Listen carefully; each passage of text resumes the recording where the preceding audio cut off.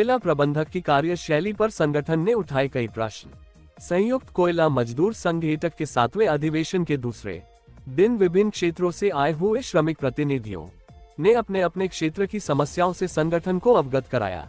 इस संबंध में चिरमिरी क्षेत्र के संयुक्त कोयला मजदूर संघ एटक के क्षेत्रीय सचिव लिंगराज नायक ने चिरमिरी क्षेत्र के प्रबंधक की कार्यशैली पर अनेक प्रश्न उठाते हुए कहा कि सेवा निर्मित कर्मचारी के भविष्य निधि का जो पैसे बाकी है उसे देने के लिए प्रबंधक का रवैया समझ से परे है, जिसके चलते 1000 से भी ज्यादा लोगों के पैसे का भुगतान अभी तक नहीं हो पाया है। इस संबंध में अजय विश्वकर्मा केंद्रीय अध्यक्ष SKMS ने कहा कि अपनी जायज मांगों को तभी ले पाएंगे जब ठेका मजदूर को जोड़ने का काम किया जाए। अगर यह ठेका मजदूर जिस यूनियन के साथ जुड़ गया उस यूनियन की दादागिरी होगी। इस संबंध में हरिद्वार सिंह राष्ट्रीय उपाध्यक्ष एटक बिलासपुर केंद्रीय सरकार की नीतियों पर बोलते हुए कहा 400 रेलगाड़ी को बेचना है, रेलवे स्टेशन को बेच दिया, तेल को बेच दिया। लायक बेटा वह कहलाता है जो बाप की संपत्ति को विस्तार करे, लायक बेटा वह माना जाता है जो बाप की संपत्ति को बचा के चले, नालायक बेटा वह होता है जो अपने बुजुर्ग की संपत्ति को नीलम करे और ऐश करे, वह नालायक बेटा कहलाता है।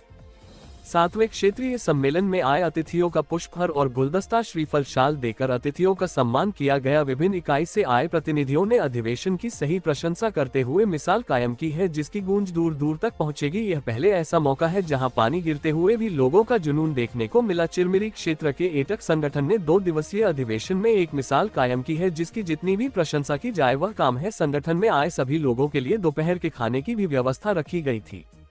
समाचार 30 लाइव के लिए छत्तीसगढ़ से आर स्टीफन की रिपोर्ट। केंद्र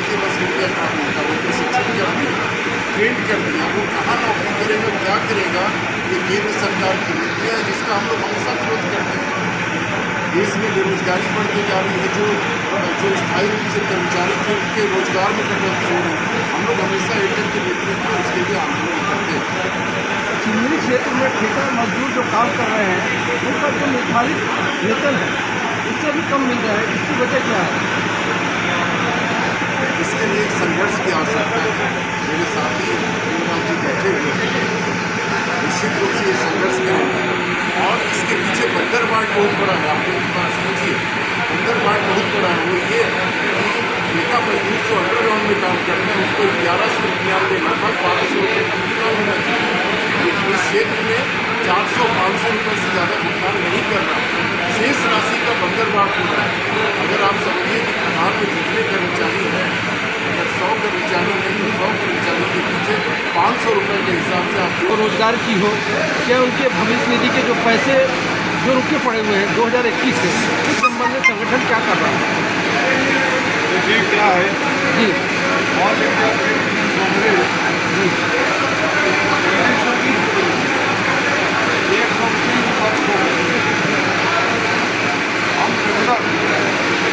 हर 3 साल बाद उसी से जुड़ा हुआ उसी से देता कोयला यूनियन है और उसी का एक खाता है जहाँ सम्मेलन में मजदूरों के सवालों को घटनाओं को उनके बेहतर भविष्य के लिए, उनके परिवार के बेहतर भविष्य के लिए भारत सरकार की नीतियाँ कोयला मजदूरों के खिलाफ है, मजदूरों के खिलाफ हमारे जो हथियार थे एटक ने लड़ करके उन्हें छोटे प्रत्येक बनाने का चालू करवाया था। यह सरकार हमसे छीन रही कानून बनाती है, हम उसकी लड़ाई करेंगे।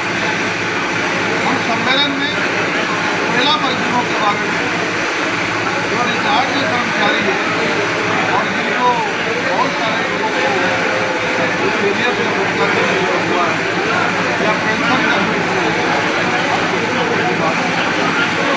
मेडिकल दवाई के अस्पतालों में कमी है, लगातार हम लोग जो है दबाव बनाए हैं।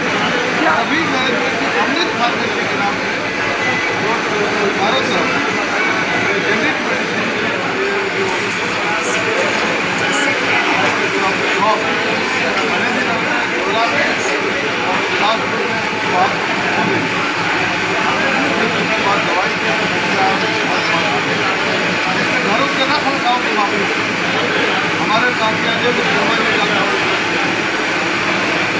लोग गंभीरतापूर्वक चर्चा करें इसके ऊपर। पूरा गंभीर है। 70 करोड़ का एक उपाय जो मजदूरों के हित में लगाया जाए, मजदूरों के बेहतर सुविधा के लिए लगाया जाए। हम लोग सारे योजनाबद्ध तरीके से काम करेंगे और आगे बढ़ेंगे। एक चीज़ बताइए, क्या कंपनी के पास फंड की कमी है क्या?